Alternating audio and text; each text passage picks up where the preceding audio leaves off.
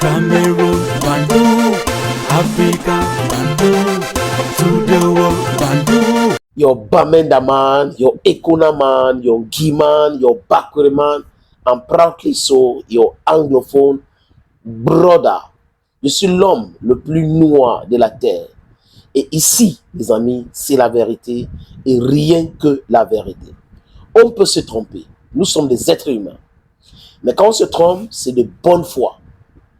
Et de l'autre côté, c'est facile de le savoir. Si X, Y s'est trompé de bonne foi ou de mauvaise foi. Se tromper de bonne foi, c'est quoi? C'est qu'on peut faire des erreurs et on va revenir dire, voilà, on se trompait, voilà. Mais quand on se trompe de mauvaise foi, c'est quoi? Ça veut dire que c'est des gens qui racontent des choses parce qu'on les a donné de l'argent, ils racontent des choses parce qu'ils détestent l'autre. C'est de ça qu'il est question aujourd'hui, les amis. Et l'éducation francophone a détruit ce pays. Et le système est dans un état de décomposition très avancé. Les gens se détestent. Les gens pensent que détester l'autre va les faire grandir. Il y a la place pour tout le monde. Il suffit d'utiliser son medulla oblongata, son cerveau. You need to use your thinking faculties. That's exactly what you need to do if you want to advance in life. You don't need to think that because I have little difficulties in advancing in my activities in life, this other person that is succeeding is the one impeding me. You're wrong, totally wrong. We should be clairvoyant. Je parle le gros anglais et le gros français, pourquoi mon ami? Voilà. Let that talk them, that baby grammar. Parlons de la suspension de la Fédération congolaise de football, la FECOFOOT. Vous savez très bien, dans un autre podcast, j'ai parlé de ce monsieur qui s'appelle Joya Moussa, qui n'a même pas eu honte de vérifier, de faire du fact-checking avant de publier sur sa page Facebook que la FECOFOOT a été suspendue par la FIFA. Et il jubilait même à la limite. Quand quelqu'un commence à monter, c'est bien, ça veut dire que c'est le fait. Il nous préparait pour ça. Oui, on comprend maintenant. Quand il commence à monter, c'est bien, ça veut dire que la suspension était à côté. Quelle suspension? La FECOFOOT n'a jamais été suspendue. Et s'il avait encore tout son cerveau en place, il devrait dire que c'est par rapport à telle crise. Au niveau de la fédération aujourd'hui, il y a telle crise. Il y a quelle crise? Crise de quoi? Des présidents des clubs qui veulent la subvention de l'État sans toutefois justifier, ou des gens qui sont en train de bagarrer pour les recettes de match. C'est ça la crise. Donc les amis, vous dites que les gens sont animés par la haine gratuite. Et au Congo, le problème du football congolais, c'est le ministre de Sport. Je crois que je vous ai parlé de cette histoire l'année dernière. Où Mayolé, le président élu, parce qu'il est élu en 2022, 2022, 2023, 2024, 2025, à peine 3 ans, comme il ne veut pas faire des choses comme le ministre veut, le ministre a activé Moussango et les autres pour pouvoir le mettre en difficulté. Ils ont poussé le cynisme un peu loin jusqu'à aller créer une commission ad hoc. Et cette commission ad hoc avait pour président Francky Luamba. Et comme deuxième vice-président, Bruno Maka. Je cite ces noms-ci, les amis, vous allez comprendre pourquoi.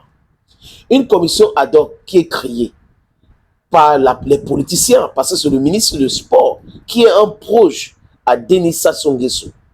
Ce n'est pas le cas de Cameroun, hein, parce que Nassimo Lekomé n'est pas un proche de Paul Biya. Du moins, il travaille avec les collaborateurs de Paul Biya.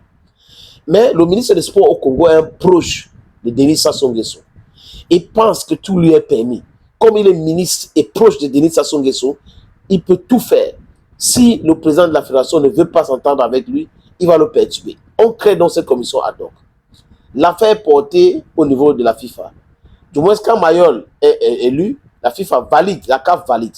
Maintenant, quand il y a cette commission ad hoc, on amène cette affaire au niveau du TAS. Le TAS dit que c'est illégal. La FIFA arrive. La FIFA a essayé de concilier les deux camps. Rien.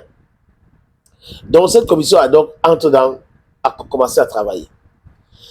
Et il décide donc d'organiser l'Assemblée générale élective. Là, alors que le TAS les a dit que vous devez remettre les gens, les élus légitimes à leur place, ils décident donc comme ça. La FIFA les appelle, rappelle à l'ordre. Les gars n'écoutent pas. Le président donc, de cette commission ad hoc est suspendu. Écoutez très bien. Il est suspendu. Le deuxième vice-président traverse le premier vice-président pour envoyer les convocations. Pourquoi, les amis? Pour l'Assemblée générale, désolé, Assemblée générale élective. Donc, ça démontre quoi? Quand on a pris des gens, les aventuriers, on a mis à la tête de cette commission, juste parce qu'on veut les manipuler. Et la FIFA a essayé de les rappeler à l'ordre. Les gars ne voulaient pas entendre. La FIFA a donc dit aux Congolais et aux politiciens congolais, aux ministres de sport, voilà donc ton histoire de football là et tout ça là au Congo, ça reste uniquement au football. Ça reste uniquement au Congo, désolé. Donc la FECOFOOT est suspendue jusqu'à nouvel ordre. Parce que les politiques se sont missés dans les histoires, se sont immiscés, voilà, I think that's the right word, dans le football. Parce que les politiques ont voulu contrôler tout dans le football. C'est ça donc qui a poussé la FIFA à réagir de la sorte.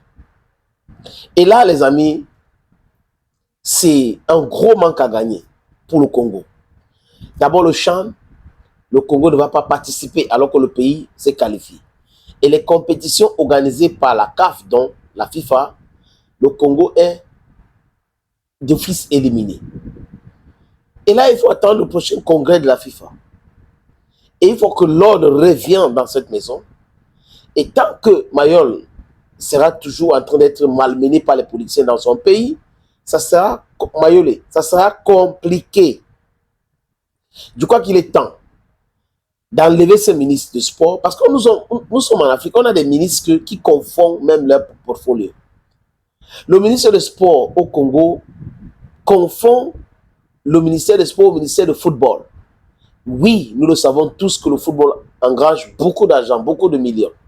Et c'est pour cette raison que certains politiciens et les politiciens sont en train de bagarrer, chacun bagarre son tour pour vraiment l'argent là, on est en train de donner cet argent, il faut contrôler, il faut ceci, parce qu'ils veulent que ça finisse dans leur poche. Donc ils veulent des petits valets qui vont poser là, ils vont mettre là, et ils vont appeler au téléphone pour les dicter la conduite à tenir. Quand quelqu'un les tient tête, ils entrent dans un combat, ils sont très fâchés. Mais vous ne voulez pas du bien du Congo, le football congolais. Pourquoi, monsieur le ministre?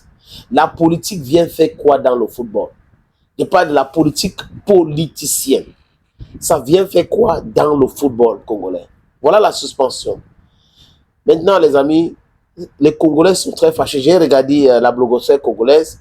Ils tirent à boulet rouge sur le ministre et le gouvernement congolais. Et ce problème-là, ils sont à l'origine. Donc, ils peuvent régler.